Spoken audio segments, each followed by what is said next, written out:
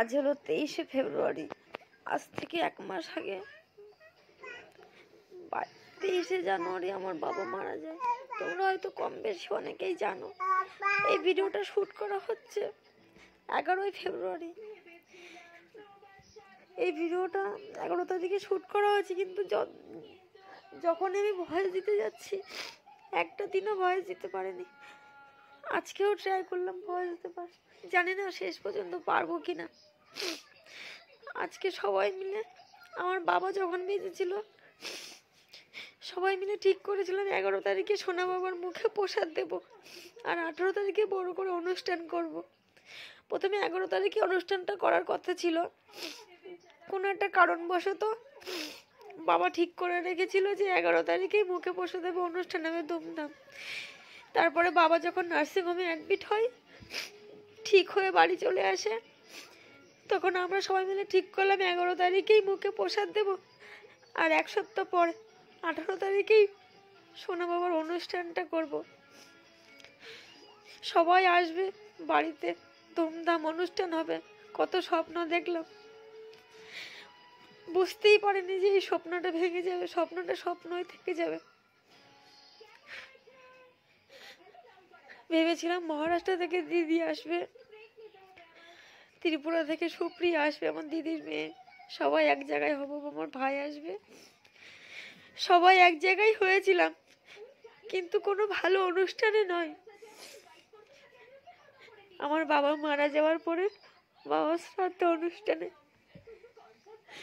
বাবু যখন পঞ্জিকা থেকে বলেছিল না 11 তারিখেই ভালো দিন আছে, আমরা তখন সবসময় ভাবতাম এই ড্রেস পরবো, সেই ড্রেস কিনবো, বেলুনতে কত কিছু সাজাবো, মা কত রকম কত কিছু ভেবে রেখে দিয়েছিল, আমি কত কিছু ভেবে রেখে দিয়েছিলাম।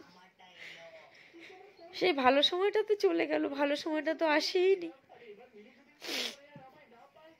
যাই হোক, আজকে সবাই মিলে বেরিয়ে পড়েছিলাম, আমরা 3 বোন, আমার দিদির মেয়ে, সবাই ট্রেনে করে গেলাম দক্ষিণেশ্বরে সোনা বাবার মুখে প্রসাদের জন্য।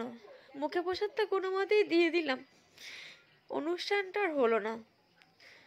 একটা রবিবার দিন 11ই ফেব্রুয়ারি, এই যে আমার সোনা বাবা গঙ্গা থেকে স্নান টান করে আসার পরে আমরা ড্রেস পরে রেডি হয়ে মন্দিরের ভেতরে প্রসাদ নিতে যাব। মা আর দিদি যেহেতু যাবে না, আমার মেজ দিদি বাবুর কাজ করেছিল, সেই জন্য যেতে পারবে না, ওরা বাইরে থাকবে, আর আমরা সবাই মিলে যাব, গিয়ে সোনা বাবার মুখে প্রসাদটা দিয়ে আসবো, এই জন্য রেডি হচ্ছিল।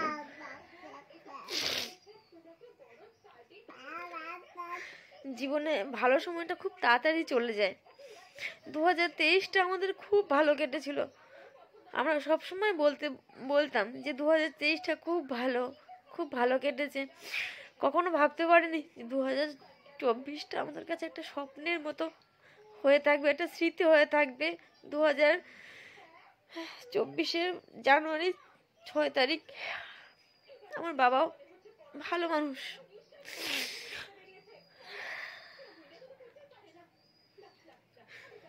যাই হোক, এই যে আমার মা, এই যে আমি,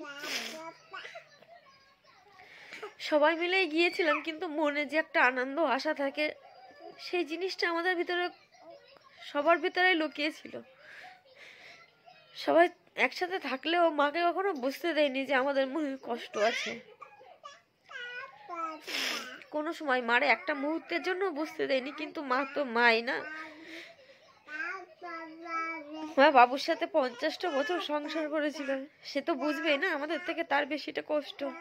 সব মনে পড়ছিল আস্তে আস্তে ছোটবেলার সব কথাগুলো। আজকে বাবুর নিয়ে 1 মাস হয়ে গেছে। 1 মাস পরে এই ভিডিওটার আমি ভয়েস দিতে পারছি ঠিকঠাক করে।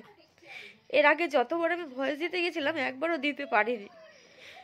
আমাদের পরিবারের খুশির মুহূর্ত আজকে, সেই খুশির মুহূর্ত আমাদের চোখে সবার জল। এই যে আমার দিদি বাইরে বসেছিল, এখন স্নান করার জন্য রেডি হতে গিয়েছিল। তো আমরা মুখে প্রসাদ দিয়ে আসার পরের এই ছবিটা, মানে এই ভিডিওটা।